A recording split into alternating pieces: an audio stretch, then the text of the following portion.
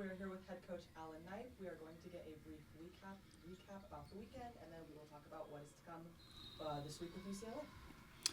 Yeah, we just got back from Reno yesterday, and I thought that it was really good for our team. We were able to play quite a few guys. If you look at the box score, which is not always something that you can accomplish. So I thought that we're playing two good teams, two teams that played in the NCAA tournament with us last year, and important for a couple of reasons. One, important to continue to grow volleyball and give opportunities. The other one is that as you look through RPI and different things, playing guys from different conferences, playing teams that will advance to the NCAA tournament most likely are all good for us.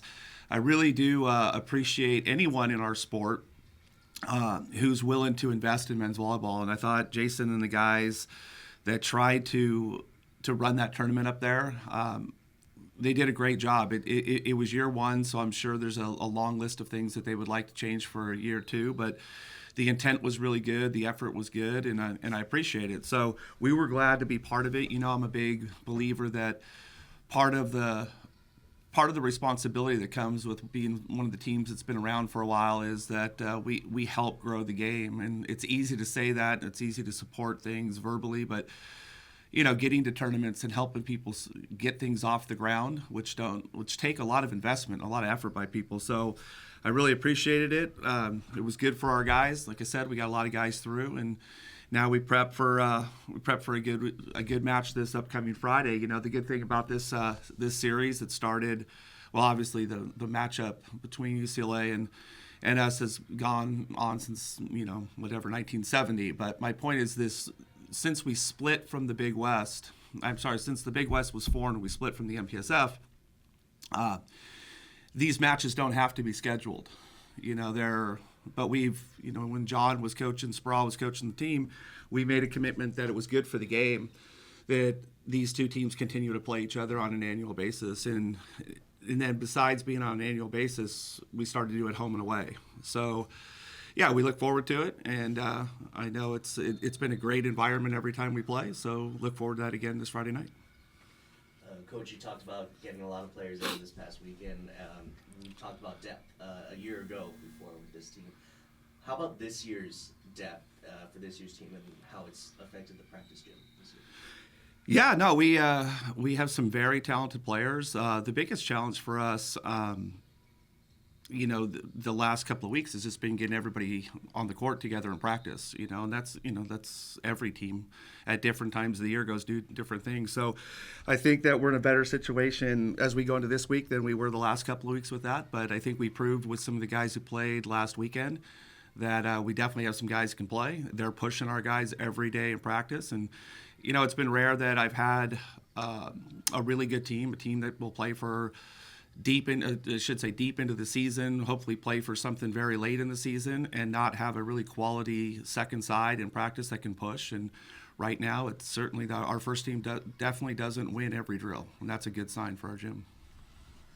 You mentioned John Sproul for UCLA. It is not him at the helm anymore. It is John Hawks.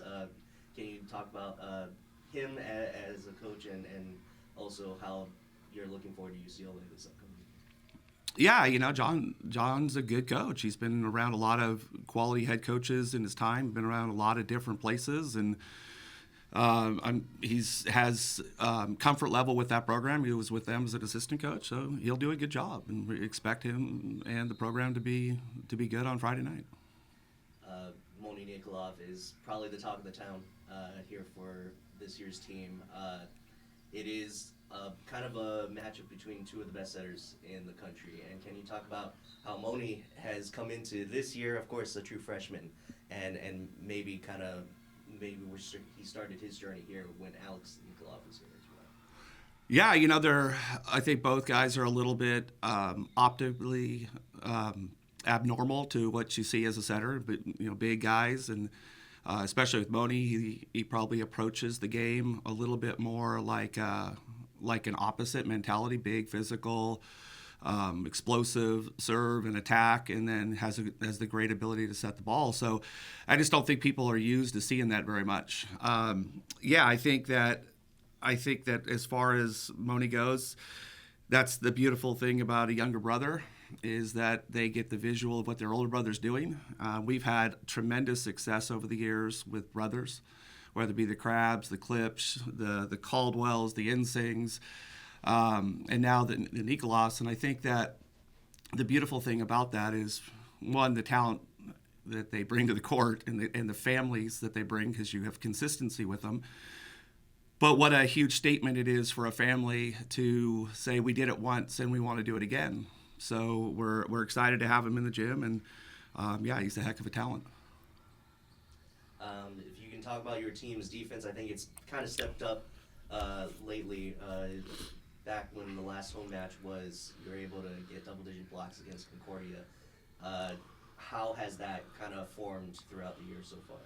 Well, blocking defense is one of those things that when you put a lot of time into it systematically like we do, you're probably never happy with it, to be honest with you, as a coach, because you always feel like there's so much room for improvement.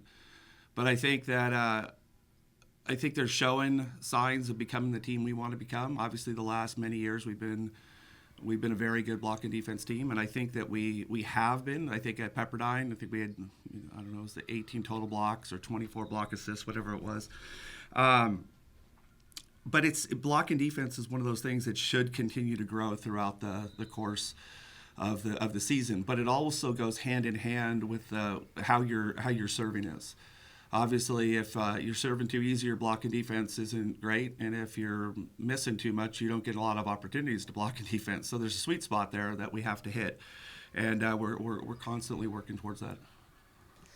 This year, I believe, is a little different in a way you're going to approach this UCLA matchup, because you're going to play on Friday and then you won't play the next night against UCLA. It'll be later.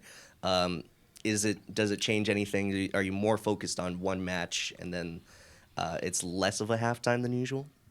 I guess, but it's still the same opponent, the next opponent, a little bit of a break, and it's really just because of gym availability and TV, So when those things get involved, you can't really do much about it. So I don't really see much of a difference. And just, you talked about it a little bit at the beginning, but the history between UCLA and Long Beach, I think it's a little bit different this year, maybe a little younger this year. But do you put any emphasis on it to the younger players about the history of this kind of rivalry? Not really. I mean, I know it sounds crazy, but we just don't talk about anything like that as a team. Those are wonderful things for everyone but our team to talk about.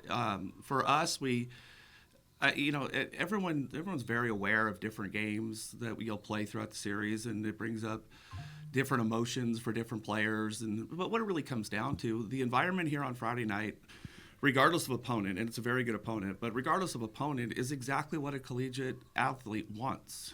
He's going to play in a great match against a very, very good opponent in a packed house, and that's what you want to do. It should bring out the competitor in you, and it should bring out the very reason of why you chose to come to Long Beach State.